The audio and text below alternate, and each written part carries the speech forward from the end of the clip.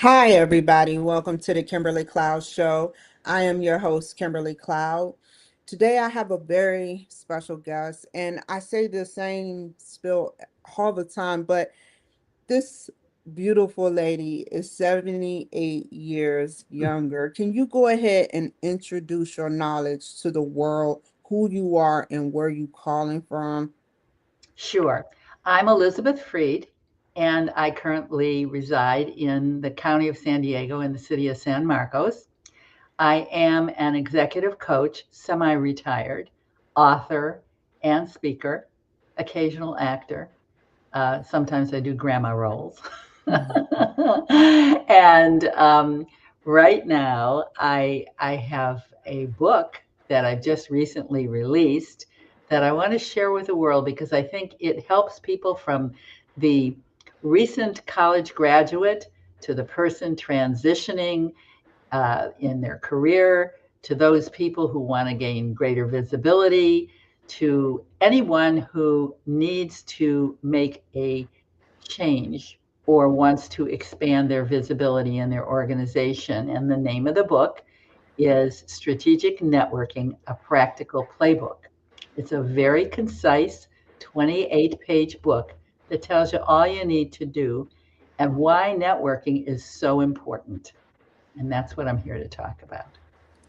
Well said. Tell me about what visibility means to you towards networking between corporate and military people, and tell me who you've invested your time in doing pro bono work for. The Honor Foundation. Yeah. Well, this book was actually born out of the work I do with the Honor Foundation. The Honor Foundation is a structured program for elite military special operators, Navy SEALs, Marine Raiders, Green Berets, Delta Force, Army Rangers, those type of people, as well as what is known as their enablers, those people that are behind the scenes, the cryptologists and others. These are people that need to transition from the military to the civilian workforce. And they have no idea how to do it. Exactly. And now this may come as a surprise, but they're terrified of leaving the military. That's all they know. And coming into, excuse me, the civilian workforce is like going into a foreign land. They're more comfortable going into a firefight in Afghanistan than to have to go out and meet people in the civilian workforce because they don't know what to say or do. And not only that, they don't know how to translate their skills and their abilities to the civilian workforce because they don't know what jobs are out there. So I coach them and help them, first of all, identify what skills they have and how they translate to jobs they are completely unaware of in the civilian workforce. And another thing they have to do, along with job exploration, is to have part of the program is to have 50 cups of coffee. Now, these are not necessarily actual cups of coffee. Excuse me. I knew it was a twist to it. That's why I didn't even laugh, but I get it. They could be virtual cups of coffee. Okay. The key is that they need to be able to reach out to people in the civilian workforce so that they can do career exploration. They're at the point where they don't know what they don't know. They have no idea what kinds of jobs are out there. And so after I work with them and identify where their skills may fit, that's one piece. The other piece is what are they interested in? What are they passionate about? What do they want to do? Many of these fellows, anybody would grab them up and work in some DOD facility and contracts and so forth. But many don't want to do that anymore. They don't want to do security. They want to deal with renewable energy or something in the health sciences, but they don't really know enough about it and they need to talk to people in that field. So, what I do with them is we help connect them to those kinds of people. But then, how do they network with them and How do they learn? And that is what my book, Strategic Networking, a Practical Playbook, was born from. I said, I got to give these fellows some kind of guidance here, something practical steps, tells them exactly what to do, and helps them to understand what it means to connect. So this became a guide for them, which they used. And then after a while, I started thinking, this has applications much beyond the military. Everybody needs to network.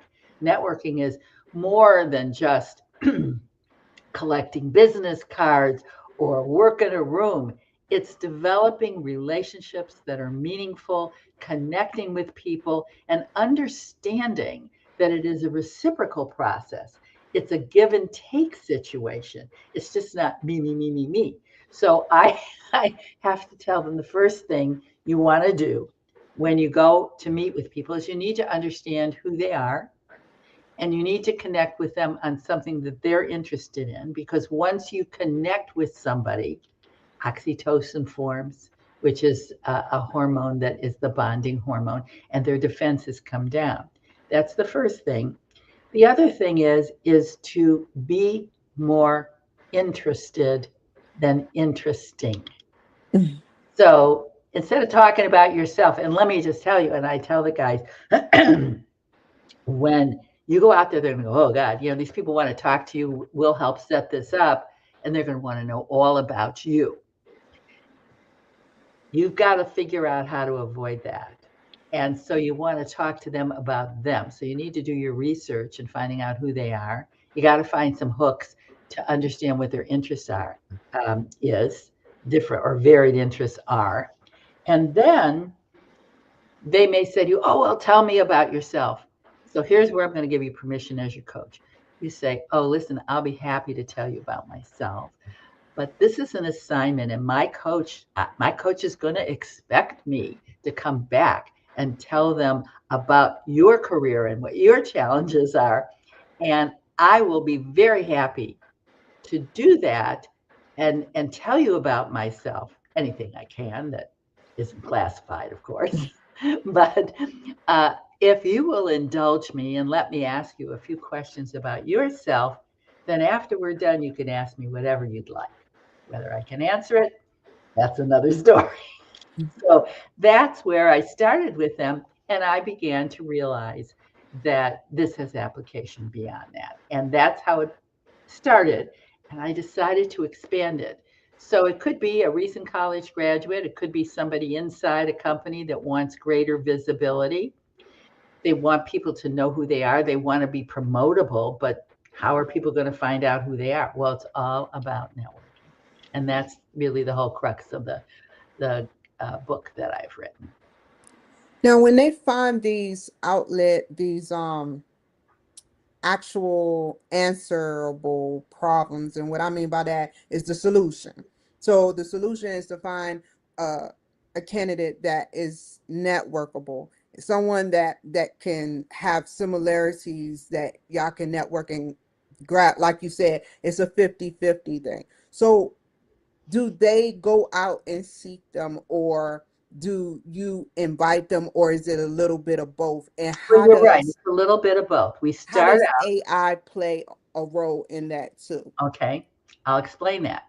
First of all, with the Honor Foundation, we grease the skids a bit, and we introduce them to people that we know will be receptive to them to kind of make it easy for the first few. After that, then they're on their own to go seek Good. out people. Okay. That's fair. That's very fair. So, but let's just talk about the general population. How does that work? Mhm. Well, the very first thing you need to do when you're networking is to understand, what is your objective? Why are you doing this? What's your purpose? Do you Mhm. want visibility? Do you want to transition? Do you want to do career exploration? Do you want career development? Do you want to develop more business leads? Why do you want to do this? Because once you nail down your objective, it creates a roadmap for you.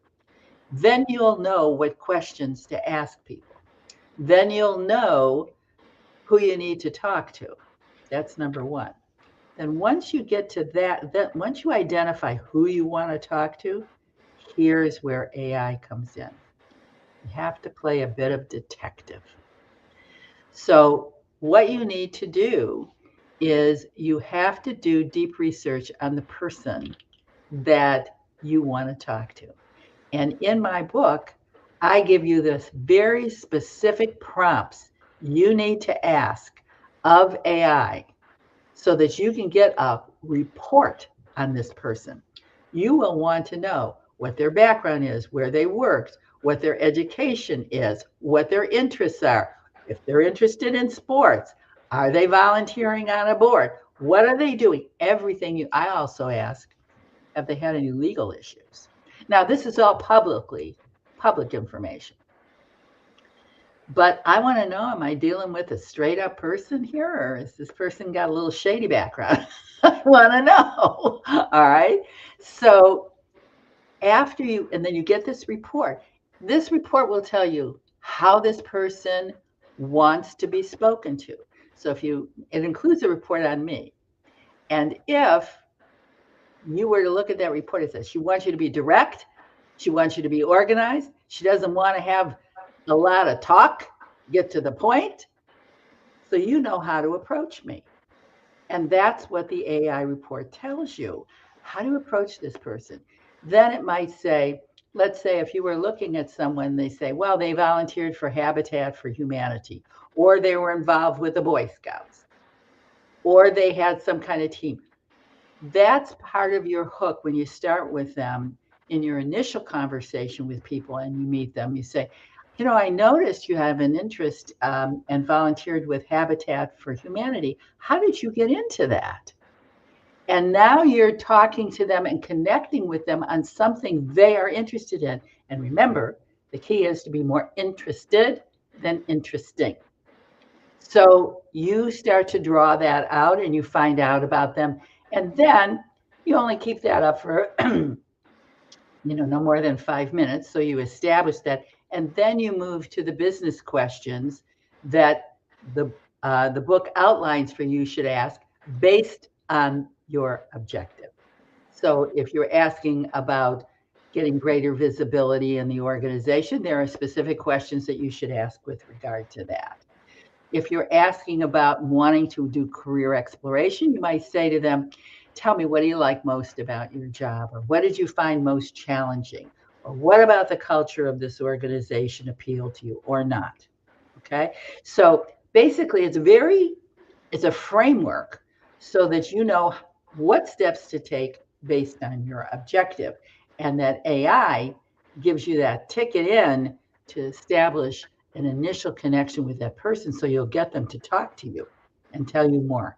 Does that make sense to you? Well, yes, it did. And now I'm curious because I want to know, how did you personally develop these skills? And tell me about a good experience where you got a corporate leader or a military leader to actually like go forward with a good you learned about them and you did all this tweaking on your own, and that's why, because obviously you've internalized it. So tell me, what was a good experience where you studied an individual and learned about what interests them to be interested and not interesting? All right, Tell let me me. think about that.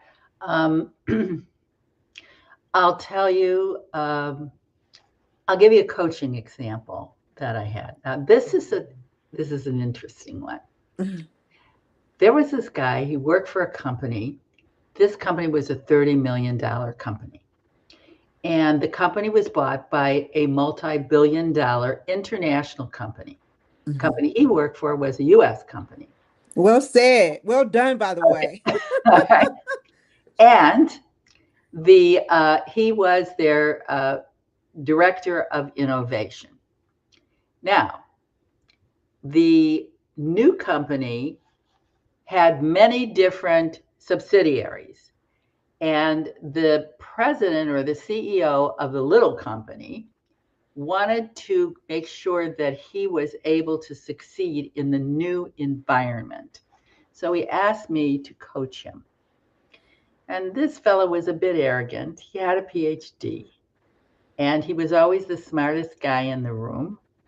And he kind of made people feel like he thought he was the smartest guy in the You room. are being so funny.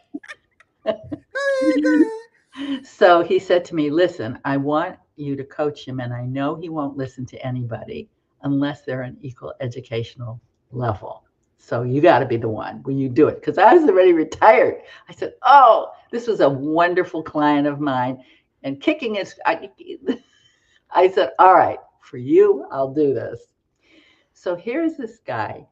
And I had to do what was known as a 360 on him, which means getting information on his full circle of influence. And so his boss, his peers, his direct reports. This was a tough one.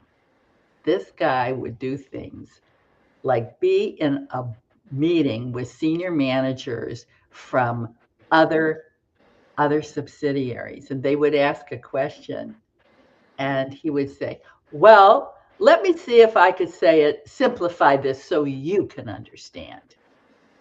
Yeah. I know. I know where that's going. Yeah. so, so the thing is that he sincerely believed he was being helpful. He had no idea how this was being received. And he had no idea of, he was a big fish in a little pond. Now he's a little fish in a big pond, and he has to get visible to all these people. Now, this guy's really smart, and he really drove business for other people, for the company he was in. And the former CEO said, and he can really be helpful, but they need to know what he knows, but he's got to do it without turning them off. Right? That was my challenge, big challenge. Well said. Well Okay. said. All right. So, and he was a guy who kept to himself, never went to lunch with anybody, just kept to himself. And now I've got to get him to go out and network with other people in the different divisions so they know what his resource is to them and how his team can help them. And so it was a challenge because here's a guy that tends to be somewhat introverted and likes being, at his desk and doing his head stuff, but nobody's going to use him if they That's don't know true. who he is and if he's not likable. Right? That's So, true, doctor. right. So we had to go through quite a bit to get him ready for this. And instead of spouting off about how smart he is, to go in and say, I'm interested in your division. Tell me about your division and what you do. And then I'd like to be able to let you know that if you have needs in this area, that's the purpose of our team. And we'll be here to support you. That was very hard for him to do until I gave him a structured format in which to do it. So that's a perfect example. And I had another one in a healthcare organization where there was this really bright guy. They really liked him, but he would sit in the back of the room and never say anything. And they said, we want him to be the go-to guy from our department. So people know who he is. He's so smart. He'll help us make mergers and acquisition deals, but nobody knows who he is. So again, I gave him the tools on how to do this. And this was all before the AI piece came in. Well done, by the way. Now then, oh, I'm retired, right? So I want to learn about AI. And I started learning about AI and I go, wait a minute. And the way it was brought to me was, if you want to build a business, this is how you can get AI to build your marketing plan and blah, blah, blah, all this stuff. And I go, why can't I use it to do some detective work on somebody I wanted? And I just came up with that. That's how it happened, serendipitously, you know? And it made sense to me. So I expanded what I started with the Honor Foundation so that anybody can use it effectively in any way. And it's pretty easy to do that. And I think one of the things that comes across, people say they'll write mountains of pages, 300-page books. And one of my reviewers said, I could have read a book for 300 pages. Many authors, they're circling the runway for for 300 pages. Elizabeth just goes, oh, this is what you need to do, and done. And that's how I do it. Tell me, with everything going on, you're semi-retired, where do you see your book and where do you see yourself shifting to, whether you shift or not, for the future of your life and everything surrounding it? Well, that's a pretty deep question there, Kimberly. Mhm. I want this book to get in the hands of parents who want to give their kids a good start on how to best present themselves.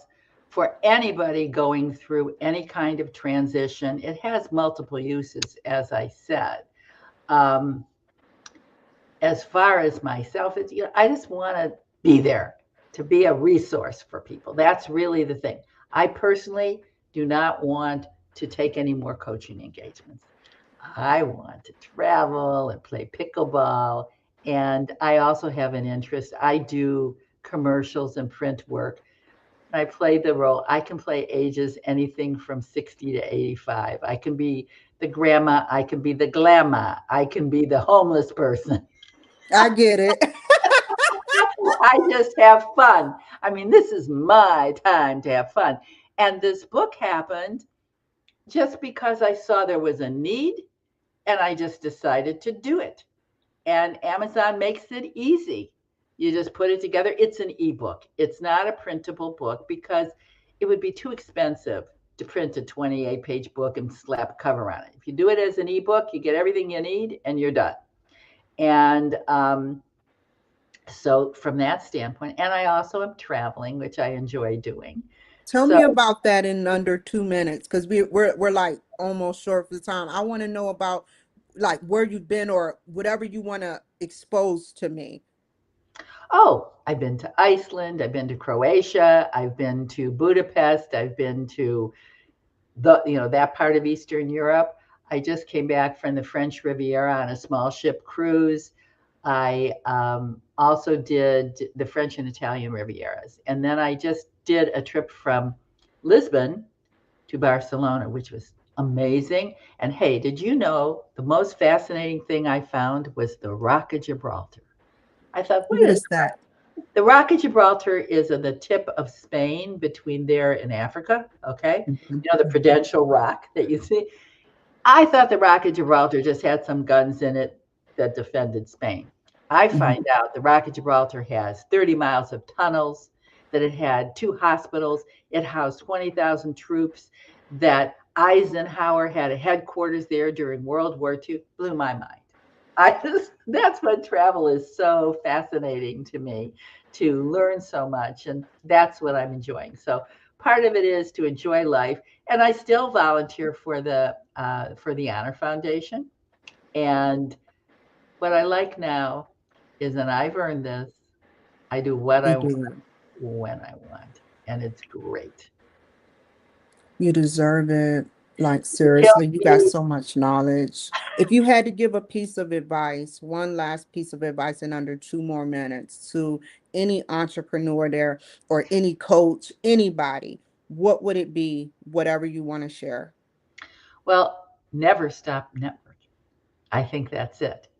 You never know who you're going to meet, and to remember to be more interested than interesting. And I will just tell you, I was at a conference and I was having lunch. I went to the restaurant, I went by myself, and there was a lady sitting there by herself. And we both sat at separate tables, but next to each other at tables. And we started talking about the conference. Mhm, And it ends up that she is an attorney and a mediator. And I mhm, told her what I did, and I told her what I did with the Honor Foundation. She said, "Oh, I would love to do that." I said, "I think you'd be a great coach with your background." Recruited her, and we have since become very good friends. So, friends and professional colleagues, and we're learning from each other. You never stop learning. So, it's great. So, you're always networking. And I had no intention for wanting anything from her at the time that I engaged her in conversation, but I connected with her. No, that's the thing. Thank you so much for that. And can you tell the people how to reach you, doctor? Yes, the way to reach me is to go to uh, executive coaching firms, that's with an S.com. There you will find out about my business, and there is a page about the books. I've also written, by the way, children's fantasy stories. That was just a fun, Oh, just exploring for fun. And you can contact me by email at Elizabeth at N as in Nancy, E, F as in Frank, RIED.com. And the book is available on Amazon. Again, it is Strategic Networking, a Practical Playbook. And if you just go into Amazon and you type in Elizabeth Freed, the book will show up because it's buried amongst other networking books. But if you put in my name, it will come up. thank you so much, Dr. Elizabeth. Thank you. Stay on the line. Thank you guys for joining my show today. Y'all take care, be safe, and until next time, bye.